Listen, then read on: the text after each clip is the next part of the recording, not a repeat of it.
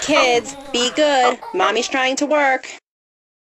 Hi, welcome to another episode of Pamela and Vanessa, Moms and Wine. Today we are whining about whiny kids, spoiled kids, kids who are just ungrateful for everything that we do for them on a daily basis. Or right? the confusion is, are your kids spoiled if they're not behaving like that?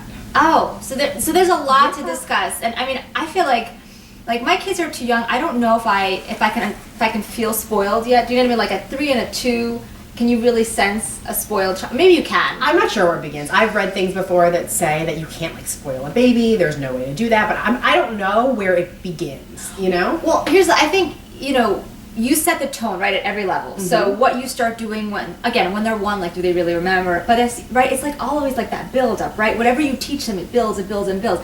So if at 1 they're walking in the store with you and they're spending, or you're spending on their behalf, they don't really understand. No. At 2, they don't really understand. At 3 and at 4, you're starting to really like bring them into like a fancy store and they're picking and pointing and you're saying yes to everything. I think we have a problem. Right. The other issue is though, if you live if you're like lucky enough to live a great life, right, and you want your kids to experience all that with you, the restaurants that you maybe your spouse sure, go to, and the places you vacation and the things you do, and you're taking them along because this is the family they're part of and this is the ride they're part of. Is that a bad thing, or is that really just their reality? No, so here's the thing. So I'm a classic product of immigrant parents. My parents came here in the 70s, I was born here, and so I have that like hunger inside of me. I am now raising kids who are second generation on my side, actually first generation on my husband's side because he wasn't born here.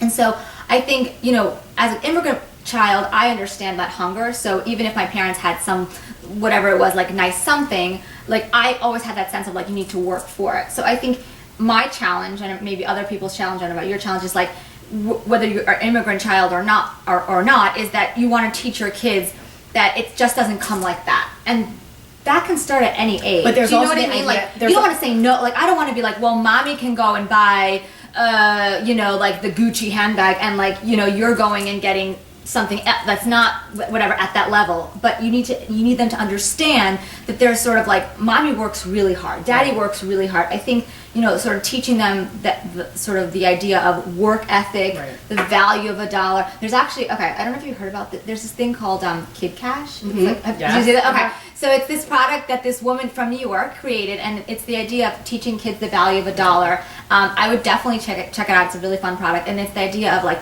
violations, like what are you willing to give me your Kid Cash for in order for me to do your chores? Right. And then you realize, wait, I just gave mommy like $10 of my candy cash, so now I can't get candy, but she cleaned my room for me. Was it worth it? So that's kind of like a fun thing.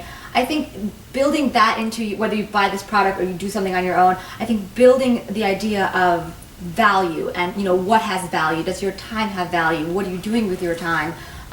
Teaching kids that it's just not easy. Like you shouldn't just like take them to the store and like here, like I'm going to point to like 5 different things, whatever that store is. Yeah, but there's this whole idea. In addition to obviously working hard on our own and striving, every generation wants their kids to have more than they had.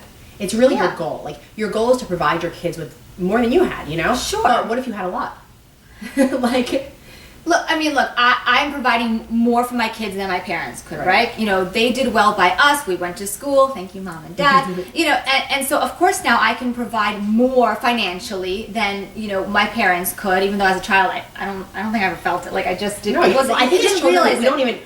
I feel like we don't know as kids. I'm not. But here's the thing. I feel like some parents, and we've all been in these situations, some parents, whether they have a lot or a little bit, like whatever, you can make your kids spoiled at any level, right? And we also live in a world where if you live in a lot of areas and neighborhoods and whatnot, there's this whole, and it's really real, the struggle is real, the keeping up with the Joneses mentality.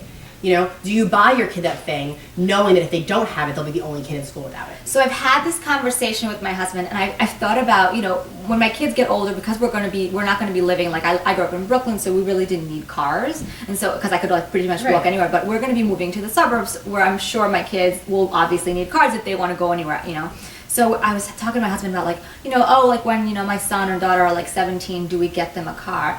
And I'm all like, absolutely not. because I want to be like stubborn about it, and he's like, no, like they're gonna need it, and then I'm like, fine, they're gonna get like a 1990 whatever, it's gonna be Yeah, but something. then it's like it's gotta be safe, and it's gotta be. Well, but then to your point, it's like, if we live in an area where everybody else is driving X car, do I then go and get that fancy car?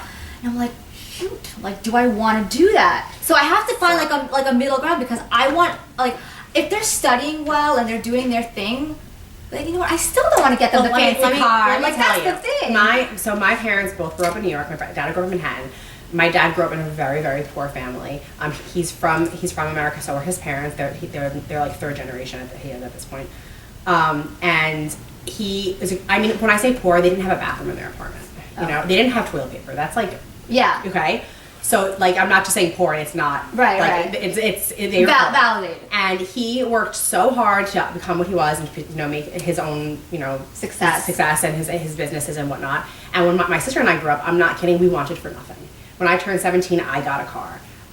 But here I am today. I have, my But own you business. hustle, right? Yes. So I'm not sure. So what did your parents do, mom and dad of Vanessa? Yeah. What did you do? What do you think that they did? I think that sort of instilled that that by in you? example. Like, so great. I had the shoes that I wanted, but my dad was at work every day and working hard. And He you would were take me to aware his of that. office. I would see him working. I mean, I think bringing your kids to the workplace when it's appropriate is an amazing thing, because they're getting to see it in action.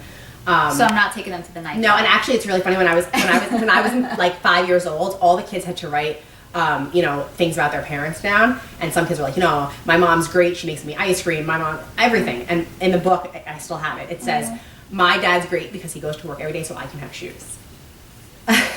Oh my gosh. How old were you? 5. That's insane. So I think it was for Father's Day. Actually, That's which so is funny. cute. Which is coming up. Yes. So you should frame that. Yeah, exactly. That's gonna be awesome. So I don't know if it's giving them too much that is a problem, or not teaching them along the way.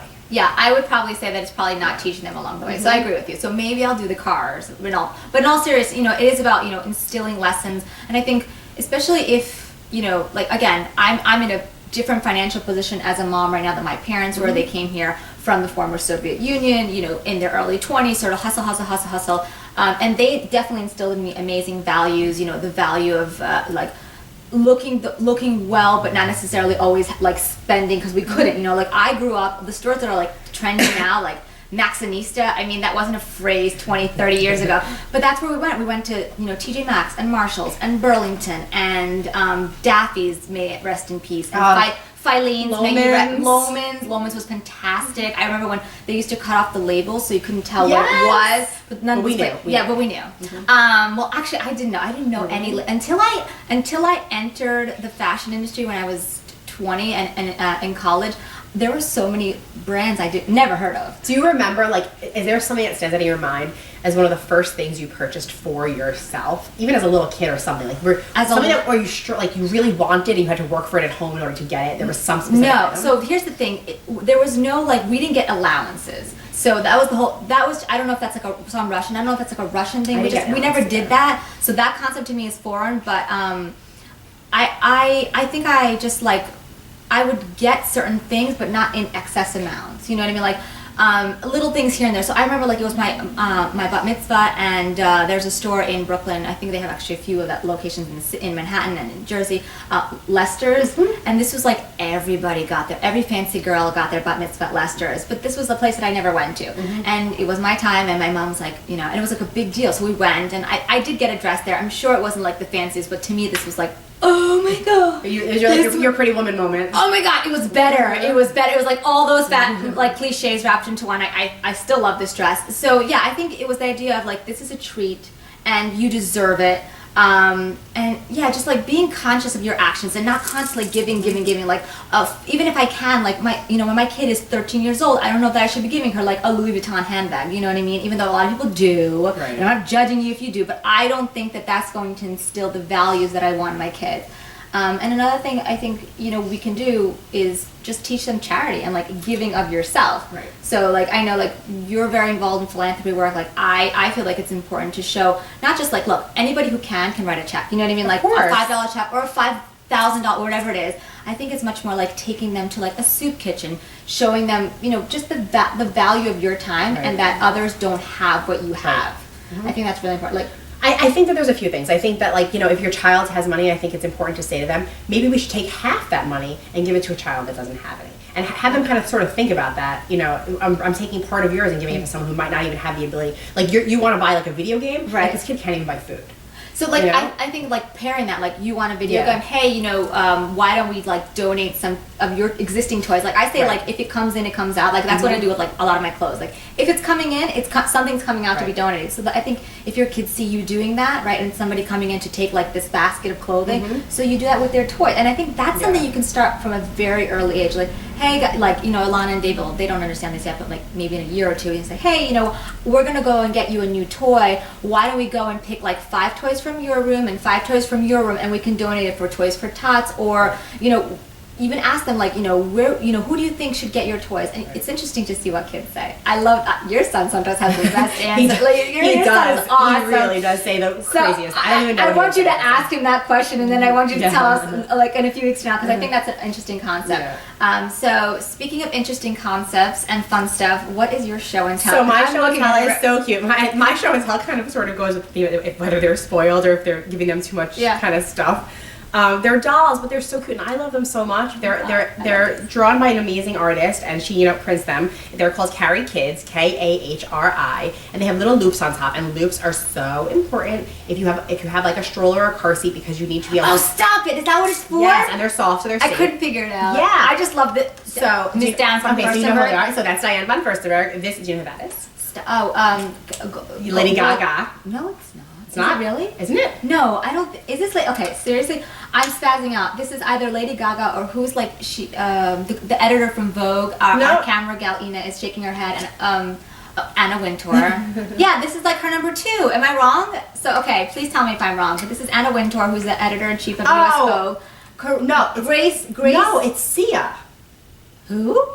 Right? It's Sia. Now we're just asking. Okay, The singer that never showed her face for like a really long time because she was making a stand. Why? Because actually it was amazing. She was making a stand because she had in a situation where she was meeting with a friend, and somebody came up to her in public while the friend was telling her that she had cancer, and someone came up and interrupted her conversation for like a an autograph or something. Okay. So she basically like took kind of like a stand against that, and nobody knew what she looked like after that. She wore this wig and wore her face like that for years. Seriously? And I think just this year, like a few months ago. Who are you? Okay, who else do we have? My favorite, Cher and Dion. Oh my god. So if you're like a 90s obsessed. Okay, by the way, FYI, fall 2016, the 90s are back. And you like little millennials, like the low end, like you super young millennials. You can't fake the 90s for me.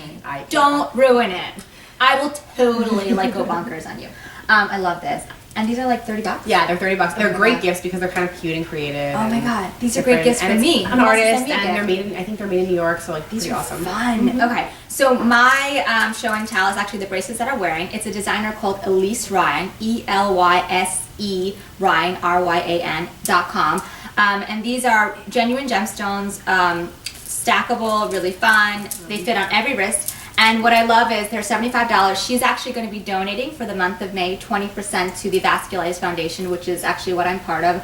My family has a fund in honor of my father, who unfortunately passed away from a type of vasculitis disease. And although my kids actually don't understand, kind of going back to what we talked about, by the way, I'm going to post this on PamelaPeckerman.com, and we're going to post these as well, so you can know where to buy these and where to buy these. What I do with the charity, and I actually talk to my nieces who are older and they still remember my father, is I show them, like, you know, grandpa passed away, you know, we can't do anything about that. We can do something to help other people who have vasculitis disease. So May is Vasculitis Awareness Month, so definitely check out vasculitisfoundation.org and then eliseryan.com, and then I'm going to post these, and we're going to post them on our Instagram, Twitter, and Facebook. We're trying to get all social here. Yeah, so keep following us on all those places. Absolutely. And then, before we go, what am I drinking? You are drinking an Earl Grey by Mighty Leaf, which is Mighty Leaf is my favorite tea company. If you're a tea drinker, you have to get Mighty Leaf tea. Okay. And you are drinking Golden Mojito from Tiavana. That's awesome. And okay, I love you guys, Tiavana, but I'm quickly going to call you out because I've been hearing that you're adding artificial flavors. You started having the labels. I'm waiting for you to comment down here and tell me why, if you are going to be taking them out. So, not that I'm poisoning you, but it's actually really good. It's a Golden Mojito.